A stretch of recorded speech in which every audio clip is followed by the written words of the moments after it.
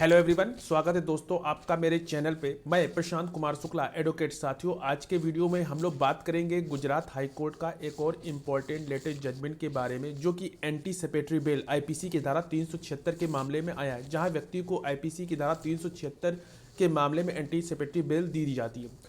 आइए जानते हैं इस पूरे इंपॉर्टेंट जजमेंट को। वीडियो शुरू करने से पहले अगर आप मेरे चैनल में पहली बार है, चैनल को जरूर सब्सक्राइब करिए, लाइक करिए, शेयर करिए, कमेंट करना तो मत भूलिएगा। अगर किसी केस से रिलेटेड कोई भी क्वेरी हो तो कॉल पे भी अपना अपॉइंटमेंट बुक करा सकते हैं। आइए जानते हैं इस इंपॉर्टेंट जजमेंट को। तो गुजरात हाईकोर्ट का ये लेटेस्ट जजमेंट था और इस जजमेंट का केस टाइटल मैं डिस्क्रिप्शन बॉक्स में दे दूंगा, आप जाकर उसको समझिएगा। पहले जानते हैं इस पूरे इंपॉर्टेंट जजमेंट को। ये जो जजमेंट है, ये जजमेंट है 23 जनवरी 2024 का, जिसमें शिकायतकर्ता ने यह आरोप लगाया कि जब वह मालापुर गांव गई थी तो दोपहर के करीब 3 बजे वह घर से लौट रही थी, तो वह और ऑटो स्टैंड पे ऑटो का इंतजार कर रही थी, तो उसने याचिकाकर्ता और अन्य आरोपी व्यक्ति को कार में देखा और इसलिए उसने उनसे लिफ्ट मांगी और वे उसके साथ मोडोसा की ओर चले गए। याचिकाकर्ता ने उनसे कहा कि वे उसे घर छोड़ देंगे। आरोप यह भी है कि आरोपियों ने धमकी दी कि अगर वह चिल्लाएगी तो वह उसे जान से मार देंगे। इसके बाद उसे कच्छ ले गए। आरोप यह भी लगाए कि याचिकाकर्ता ने उसके साथ कई बार जबरदस्ती यौन संबंध बनाए। आरोप यह भी लगाई कि याचिकाकर्ता ने उसे अलग अलग स्थानों में ले गए और उसके साथ दुष्कर्म किया। तो ये एफआईआर उसने शिकायतकर्ता ने दर्ज कराई। फिर याचिकाकर्ता के क्या तर्क थे, आइए वो जानते हैं। याचिकाकर्ता के तरफ से जो वकील ने यह कहा कि जब यह घटना घटी तो पीड़िता जो थी वो बालिग थी। वो ये आगे ये भी कह रही थी कि वह न केवल बालिग थी बल्कि उसकी पहले से किसी अन्य व्यक्ति से शादी हो चुकी है और उसने तलाक ले लिया है और वह किसी व्यक्ति से और शादी कर ली है। उनका यह भी कहना था कि एफआईआर जो हुई थी वो 12 दिन की देरी से दर्ज की। आगे ये भी बताया गया कि एफआईआर के अनुसार पीड़िता को बंद घर में रखा गया था और उसके साथ बलात्कार किया गया था, लेकिन उसने कभी भी अपनी आवाज़ नहीं उठाई। ये भी बात बताई गई कि पीड़िता के पिता द्वारा उसके लापता होने का कोई भी कारण दर्ज नहीं हुआ, यानी कि दलील ये भी दी गई कि अगर बलात्कार हुआ तो वह सहमति से बना संबंध था।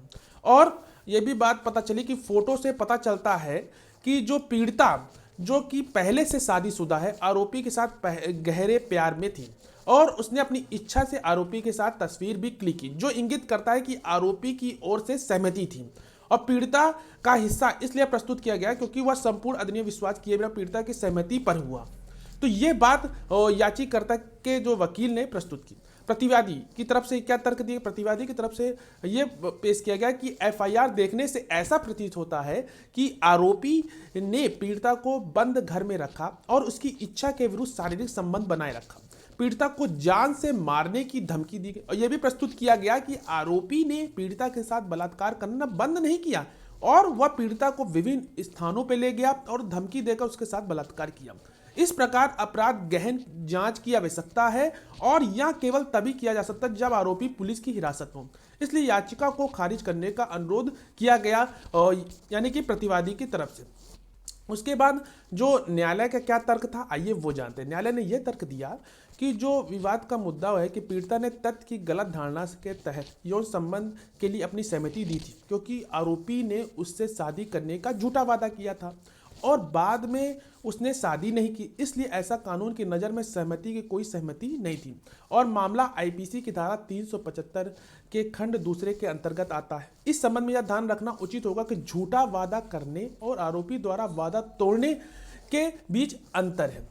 तो इस सबको देखते हुए न्यायालय ने जो आरोपी व्यक्ति था उसको एंटीसिपेट, यानी कि जो एंटीसिपेट की उसने जो प्रार्थना की थी हाईकोर्ट का रुख अपनाया तो उसको एंटीसिपेटरी बेल दे दी जाती है। तो आशा करते हैं ये जजमेंट आपको समझ में आया होगा और अगर आपकी कोई भी क्वेरी हो तो कमेंट बॉक्स पे जरूर पूछिएगा। मिलते हैं एक नेक्स्ट वीडियो में जजमेंट सीरीज के साथ, तब तक के लिए धन्यवाद।